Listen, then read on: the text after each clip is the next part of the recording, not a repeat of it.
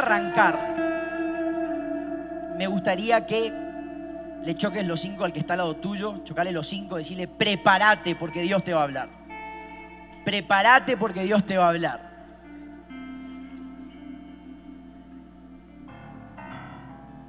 Como decía el apóstol, lo que está pasando en el Chaco, en Argentina, es muy bueno. Es hermoso el mover de Dios que estamos teniendo. Y con mi esposa servimos, pastoreamos a los jóvenes y pastoreamos un movimiento que se llama Somos la Voz, donde ministramos a líderes, empresarios, políticos y entrenamos al liderazgo de iglesias en más de 30 países. Y estamos trabajando fuerte con nuestro movimiento Somos la Voz, que tenemos un congreso anual que van a ir Marcos y Dani, ya lo hice un compromiso público ahí en noviembre, un congreso anual donde esperamos más de 20.000 jóvenes este año. Y me acuerdo hace muchos años cómo comenzó todo. Llegó un profeta, y les quiero contar mi historia.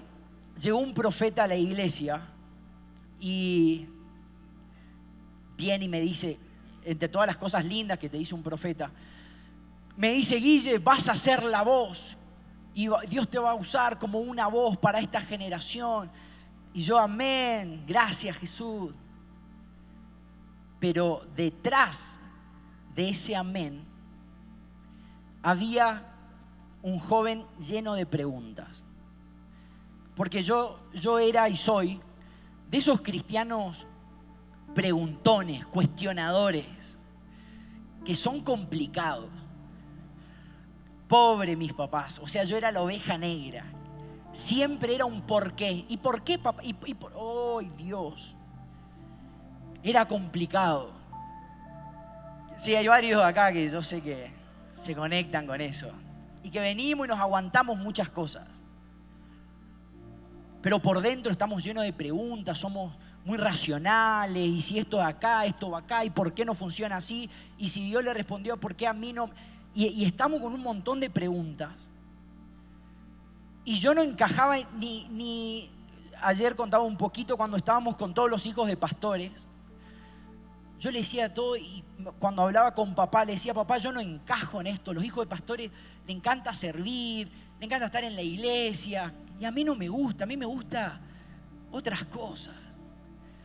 Y cuando nos juntamos con los líderes, a todos apóstoles, estuve orando ayer 3 horas y Dios me habló. ¿Qué? Yo no podía orar ni 10 minutos. O sea, ¿cómo esta gente hace para encajar tan bien? O sea, como que estuve ayunando 7 días porque quiero que Dios...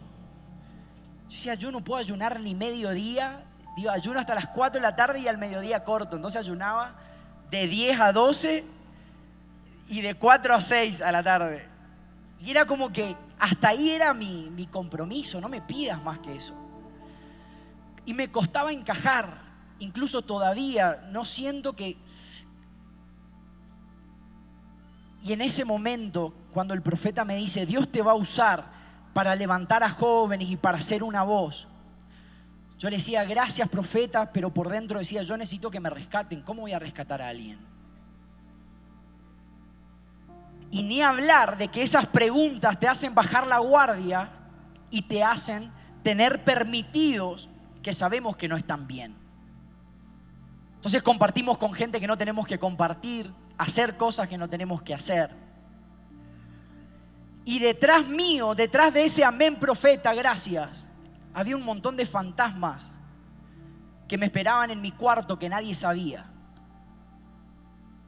Había un montón de cosas con las que yo estaba lidiando en mi corazón, en mi mente, con las que nadie sabía, solo Dios y yo. Y el profeta parecía ignorar todo eso. Pero evidentemente Dios no. Y en una reunión, porque yo estaba como un poco distante de Dios, incluso les cuento esto, tuve unos años donde hablé con mis papás y le dije: papá, entiendo que Dios sea tu Dios, pero yo quiero buscar el mío. Y fue muy difícil, un planteo muy difícil para mis papás. Hoy me pongo en el lugar de ellos y digo, qué bueno que no me arrancaron la cabeza de un zapatazo. Pero mi papá, lleno de amor, me dijo, hijo, te voy a acompañar en oración. Y tuve mi proceso, empecé a buscar otras religiones, otros credos, me iba a otras iglesias, leía su cultura.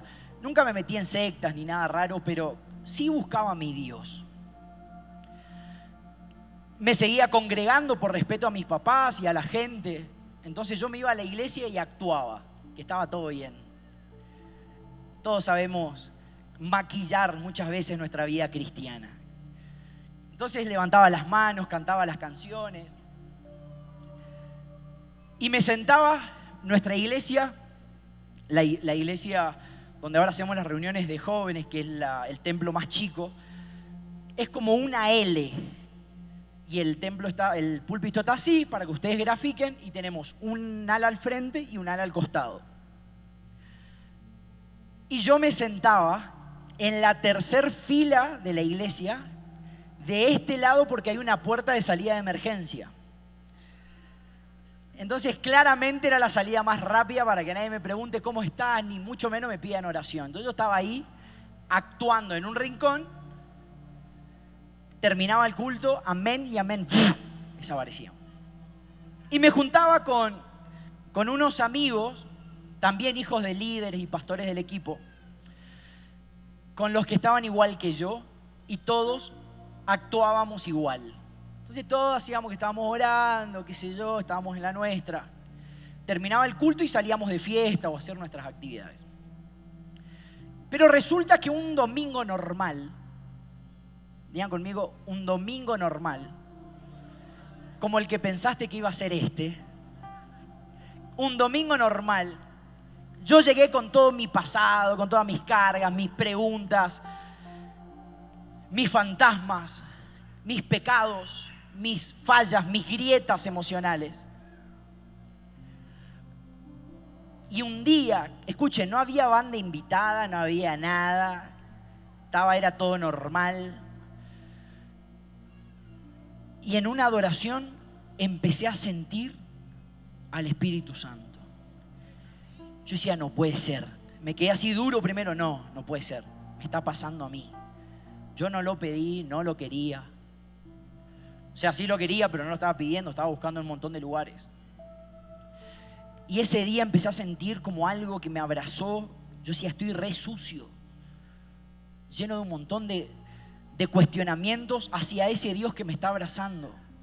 Y me acuerdo que empecé a llorar y a llorar y a llorar como un nene. Me tapé y empecé a llorar. Claro, mis amigos me miraban, no entendía nada, me decían, Guille, no hacía falta que actúes tanto, digamos, con cerrar los ojos ya te creen, o sea. Y yo empecé a llorar, a llorar, a llorar. Y ese día entendí un montón de cosas. ¿Por qué mis papás hacían lo que hacían? ¿Por qué había tanta gente que amaba a Dios con todo su corazón? Y ese día dije, no sé mucho de religiones, pero acá encontré a mi Dios y acá me quedo. Y dejó de ser el Dios de mis papás para empezar a ser mi Dios. Y desde ese día dije, voy a dedicar mi vida a decirle a la gente que hay un Dios que existe, que encuentra, que abraza, que restaura, que cambia, que levanta. Y ahí comenzó mi proceso. No es que de ahí, ahora soy pastor en el nombre de Sharabaca. No. Fue un proceso largo en el que, les confieso, todavía estoy. Y yo me paro acá, al frente de ustedes, no como alguien que aprobó todas las materias, sino como que alguien está estudiando y le va a compartir algunos secretos para aprender y estudiar, para que juntos podamos seguir avanzando en la vida cristiana que Dios tiene para nosotros. Amén. Y desde eso les quiero contar que empaticé mucho con una historia que les quiero compartir hoy, que está en Juan 4. Ese soy yo. Parece mi sobrino, es como que ese era yo, muchos kilos atrás. En Juan 4, una historia en la que aparece una mujer. No hace falta que lo pongan. Ustedes anótenlo y lo lean después. Por cuestiones de tiempo, vamos a parafrasearlo, pero aparece en escena una mujer aparentemente poco especial. Porque hay veces que nos sentimos así en la narrativa de la vida. Como que no tenemos un papel protagónico. No somos tan importantes en nada, ni en la universidad, en el trabajo pueden seguir sobreviviendo sin mí, en la oficina también, en la iglesia también. Es como que aparentemente en la historia, en el cuento, en la narrativa de la vida, nuestro papel no es protagónico. Como tal vez otros que nos sentamos acá y yo de la tercera fila decía, wow, mirá aquel líder, mirá aquel otro, aquel intercesor, espero que nunca se vaya, aquel, mirá, es re groso. Y yo no pasa nada. No tengo un papel protagónico. Y desde la tercera fila de la iglesia sentimos que nuestro papel no es protagónico. Y estaba esta mujer que se levanta y dice, bueno, voy a ir a buscar agua. Espera que no hayan mujeres y esta mujer decide ir sola. Para esto necesito una actriz y el cántaro que me prepararon. ¿Me lo traes? No sos muy actriz, pero si ¿te animás? Ahí viene alguien que no estaba preparado. Tranquilo, no te voy a hacer nada raro. Vení un ratito. Le damos un aplauso. ¿Cómo es tu nombre? Alejandra. Gracias, Alejandra. Y aparece Alejandra en escena, aparentemente poco especial, sin tener nada importante en su agenda para hacer, sin ser muy influyente a nivel social, tal vez no tenía muchos seguidores en redes sociales, capaz no tenía ni TikTok, ni Facebook, nada, ella ahí, no la conocía a nadie. Y se levanta y dice, me voy a ir a buscar agua al cántaro. ¿Querés venir acá hasta el cántaro despacito? Al pozo de agua. Y ella, dice la historia, que ella estaba sola. ¿Cómo estaba ella? Porque muchas veces en la vida nos toca no solo no tener un papel protagónico, y no solo nos toca lidiar con el anonimato, sino que a veces nos toca lidiar con la soledad. Y parece que está todo bien, pero ustedes saben, porque yo sé, lo que pesa la soledad. Y la soledad no tiene que ver con la cantidad de gente que te rodea, porque tal vez tenés muchos amigos en redes sociales, pero cuando te toca llorar, no hay nadie que te seque las lágrimas. No hay nadie que tenga tiempo para escucharte. Y la soledad duele, pesa. Y venimos a la iglesia, nos sentamos en la cuarta fila de la iglesia, pero nadie sabe lo que pesa la soledad. Y esta mujer estaba así, le tocó ir ese día a buscar agua y fue al mediodía, porque al mediodía no iban las mujeres. Y las mujeres iban juntas a buscar agua porque era más seguro, era como una actividad social. Fíjense que en la historia aparecen cuando van a buscar pareja para Isaac.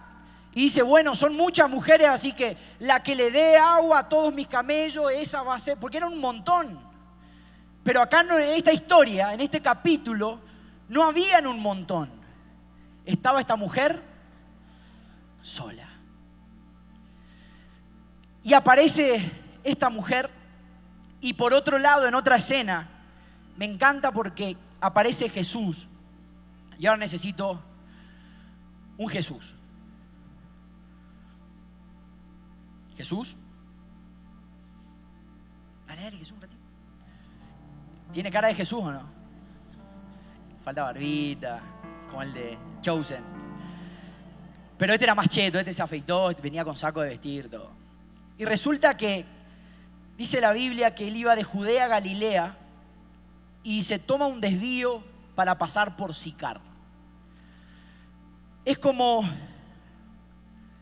si tuvieran que ir, a ver, díganme de un pueblo a otro donde hayan 2 caminos para llegar. Y que uno sea más largo. Ciudad de Guatemala, camino por la costa y camino por el frío. ¿Cuánto más es? Por la costa es más largo. ¿Cuántas son qué? Como 7 horas sin tráfico. Y el otro son 3 horas y media. Bien. Es como decir, mirá, hoy tengo ganas de estar 3 horas más en el auto, así que voy a hacer el camino largo. No. ¿Pero con qué necesidad? Y porque me pintó pasar por Sicar. Así dijo Jesús. Y ellos no andaban en auto con aire acondicionado ni en camioneta. Era caminar con sandalias, sin cámara de aire. Dijeron, muchachos, hacemos el camino largo, pasamos por Sicar. Me encanta, porque un domingo normal, un domingo más, Jesús decidió desviarse por Sicar y encontrarse conmigo en esa 4ª fila de la iglesia. Él decidió cambiar el rumbo y la agenda espiritual divina para decir, hoy me tengo que encontrar con alguien que me está esperando en el pozo de agua. Hay alguien sentado en esa 4ª fila que yo me quiero sacar al encuentro. Y ahí estaba Jesús. Y cuando llega al pozo de agua, dice que los mandó a los discípulos a McDonald's a buscar algo, unas Big Mac ahí. Dice que los mandó a buscar comida. O a pollo. Ayer probamos, buenísimo. Y resulta que viene la mujer al pozo de agua ahí y se encuentra con un judío, con un rabino, con un hombre. En la cultura, ninguna de esas cosas eran compatibles. Los hombres hablaban con hombres, menos un judío con una samaritana, y menos un rabino con una mujer de mala reputación. Todo en contra, como tenía yo en esa 4ª fila de la iglesia. Entonces ella, incómoda, hace como que él no existe, lo ignora, y dice la Biblia que ella empieza a buscar el agua y llega. Acá está el pozo de agua, se te movió ahí. Claro, era grande el pozo. Y Jesús, este rabino, este maestro, le saca conversación y rompe el silencio. Me encanta ese Jesús que sabe que cuando hay resistencia, no le importa, te saca conversación. Y aunque a veces querés taparte los oídos y si nunca te quise conocer y no te quiero escuchar porque estoy enojado, Dios igual te toca el hombro y te saca conversación. Pero como toda mujer dolida, como toda persona dolida, empieza la resistencia. Digan conmigo la resistencia. Porque en el versículo 9, ella empieza a decirle, ¿por qué estás hablando conmigo si entre judíos y samaritanos no se hablan? ¿Por qué? Y ahí empiezan los porqués de nuestra vida. Y muchas veces los porqués en tu vida empiezan por un cántaro lleno de pasado. Porque pocos saben que el problema no era que eras de Samaria y que estabas en un pozo de Sicar, sino que tenías un cántaro lleno de pensamientos, rencor, amargura, falta de perdón, dudas en contra de Dios, de la iglesia, rencor en contra de tus líderes. Que nadie puede descubrir esto porque le daría vergüenza. Entonces empiezan las preguntas y Jesús sigue dialogando y empiezan a hablar y me encanta porque este rabino no le importó la resistencia de esta mujer, porque lo primero que hacemos cuando estamos dolidos en la 4ª fila es poner el cántaro entre Dios y vos. Tranquilo, vos no podés hablar conmigo porque hay un montón de cosas entre vos y yo. Vos no toques el cántaro un ratito. Ponete así para que vean los de la 4ª fila de allá arriba.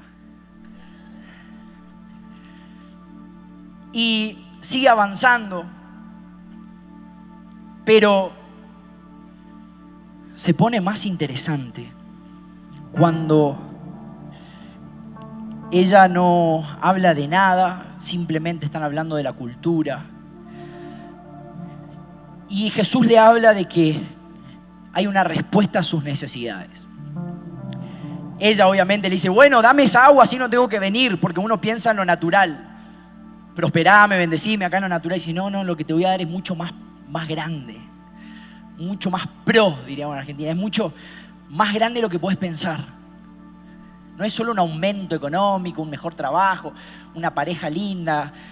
No, te voy a dar plenitud, te voy a dar vida eterna, te voy a dar paz que sobrepasa todo entendimiento, te voy a dar protección, te voy a dar seguridad, te voy a dar vida y vida en abundancia.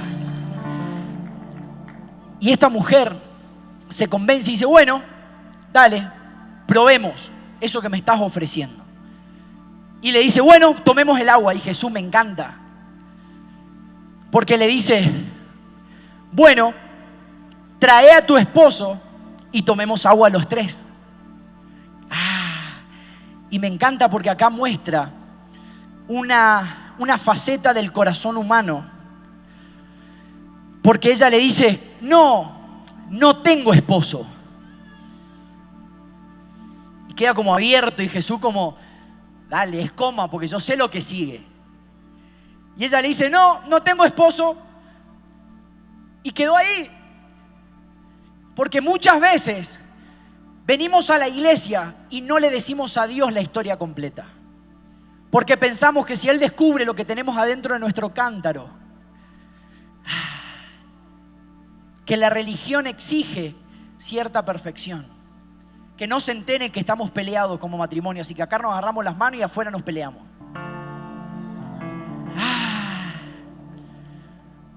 Que no se note que estamos pasando por conflicto, que no se note que estoy enojado con todo el mundo. Y muchas veces lo que cansa de la religión es tener que dibujar sonrisas cuando por dentro estamos sangrando. Porque pensamos que no podemos ser vulnerables, porque Dios necesita un tipo de líderes, un perfil de gente perfecta. Y alguien como yo en una cuarta fila de la iglesia jamás podría encontrarse con el rabino en el pozo de agua. Porque si hay una lista de requisitos, yo estoy muy abajo.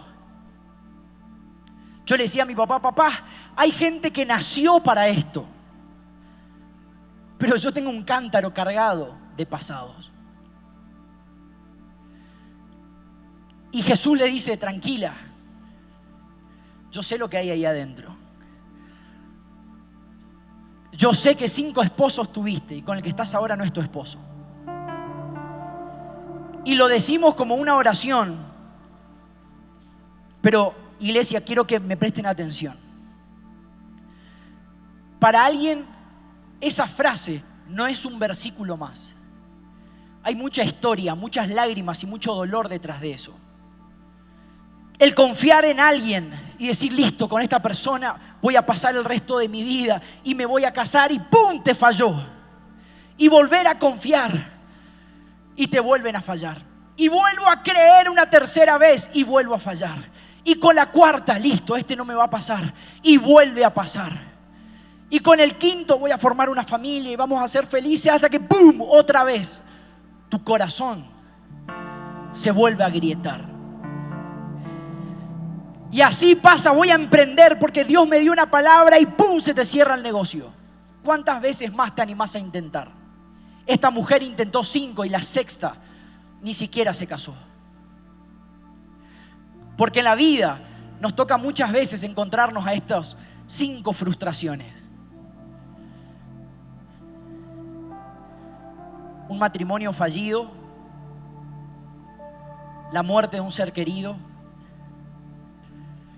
traumas del pasado, problemas que pasaste, que todavía no puedes perdonar, te cuesta soltar, hijos que no sabes cómo ayudar, problemas económicos que te siguen persiguiendo y que pesan en tu cántaro.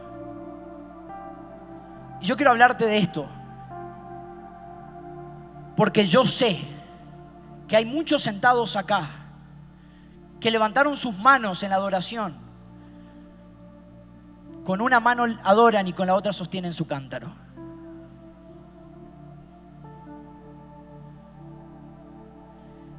Y no es un problema para Dios. Dios justamente, si no tuvieras cántaro, capaz nunca hubiera pasado por Sicar. Él vino a sacarte al encuentro porque te dice: hijo, hija, no tenés por qué seguir viviendo así. El cántaro no es tu destino. El cántaro no es tu lugar. Y nos pasa cuando nos entusiasman y vamos a servir y vamos a evangelizar y vamos a orar y vos mirás a Jesús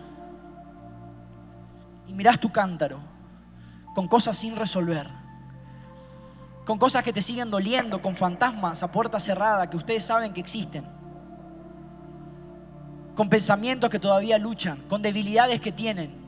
Y no importa el tamaño de la Biblia o el tamaño del corazón, sino el tamaño de tu jarrón.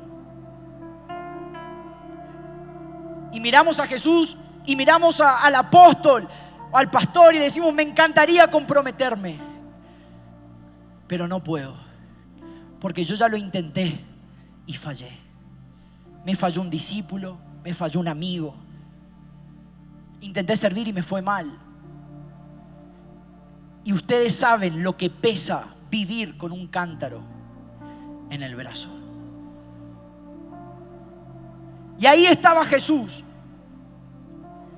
con una mujer aparentemente poco especial en la cuarta fila, sentado en el pozo de agua, llena de soledad, frustración, fracaso, dolor, grietas. Pero un rabino lleno de amor, que hasta entonces había enfrentado todas sus resistencias, sus preguntas, sus dudas, su cántaro. Entonces le dice: mirá, no tengas miedo, yo siempre supe quién eras. Yo siempre supe lo que vos tenías en ese cántaro, y aún así me quedé a conversar con vos. Aún así me quedé en ese pozo de agua.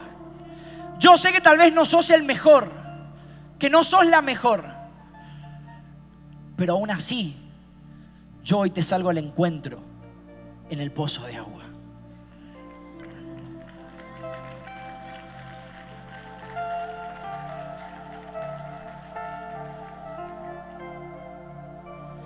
Me encanta ver a este rabino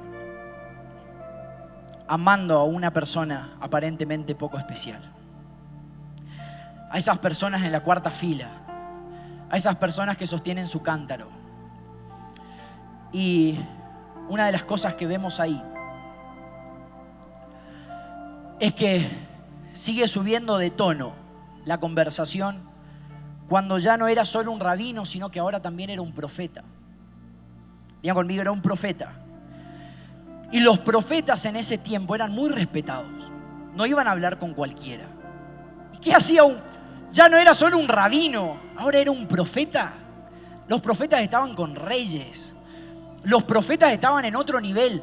¿Qué hacía un profeta hablando con una mujer aparentemente poco especial? Y para que sea más extraño todavía, sigue aumentando el tono de la conversación cuando empiezan a hablar del Mesías. Ella todavía con su cántaro, pero ahora ya empieza a escuchar. Y él le dice a esta mujer poco especial en este encuentro sobrenatural, le dice: a ese Mesías que ustedes están esperando, ese soy yo. Jesús, la primera vez que se revela como hijo de Dios, no es a los rabinos, no son a los líderes de las sinagogas, es a una mujer aparentemente poco especial, con un cántaro cargado de pasado, de culpa, de imperfecciones. Y ahí, para que entendamos el contexto, ya no era un rabino, un judío, ahora ya era un encuentro divino. Ahora el mismo cielo se había abierto para bajar en ese lugar, para encontrarse con ella.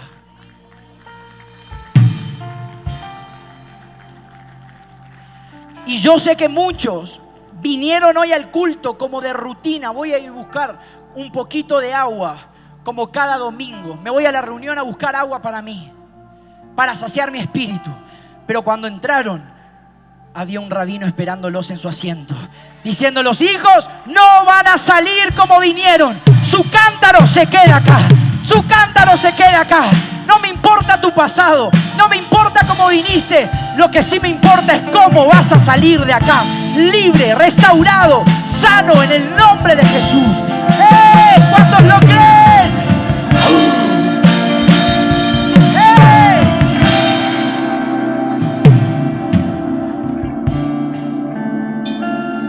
Me encanta porque en esta historia, para los que tienen el cántaro, les regalo Isaías 62:4. Quiero que lo tomes en tu espíritu. Isaías 62:4. En la NTV. Nunca más, quiero que me escuches, iglesia, nunca más te llamarán la ciudad abandonada. Nunca más te llamarán la ciudad abandonada, ni la tierra desolada. Tu nombre nuevo será la ciudad del deleite de Dios y la esposa de Dios, porque el Señor se deleita en ti y hoy te reclama como su esposa. ¡Hey!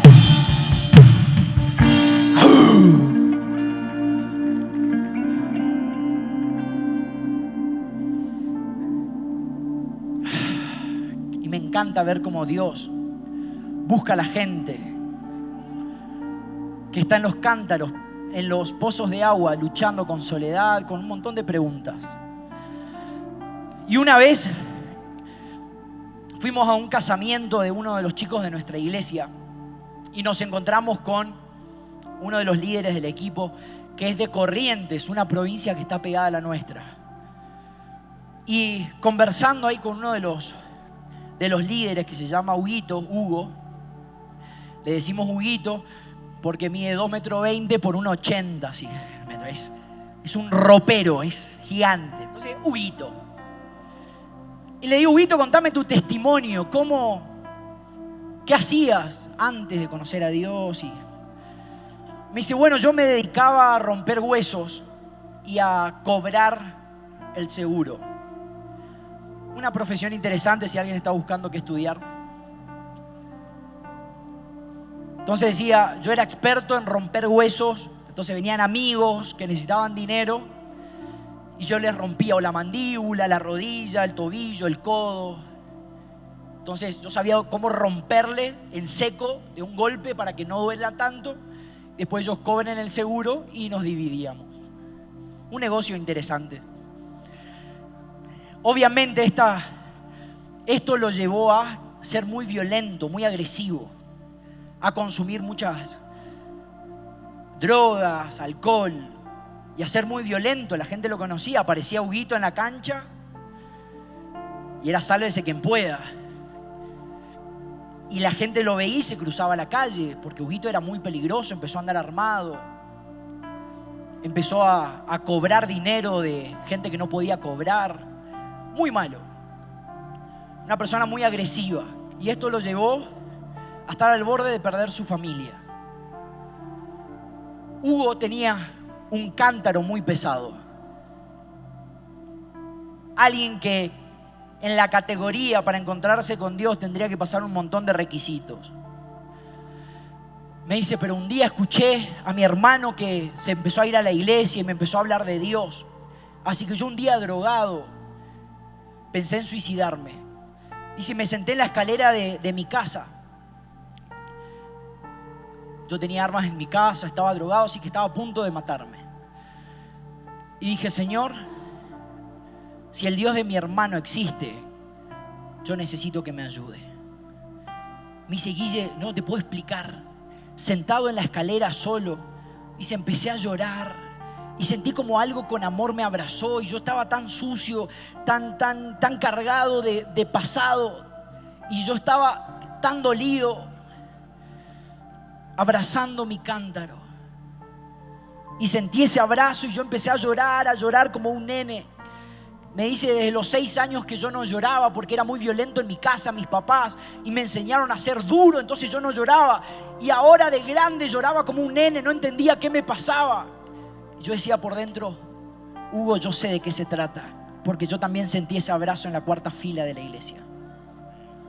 Y es el mismo abrazo que recibió esta mujer en el pozo de agua. Y es el mismo abrazo que vas a sentir vos hoy. Es ese abrazo que resetea tu vida y te dice, hijo, empecemos de nuevo. Hay una nueva historia, un nuevo camino, hay nuevas oportunidades, hay una nueva vida en el nombre de Jesús. ¿Cuántos me dicen amén?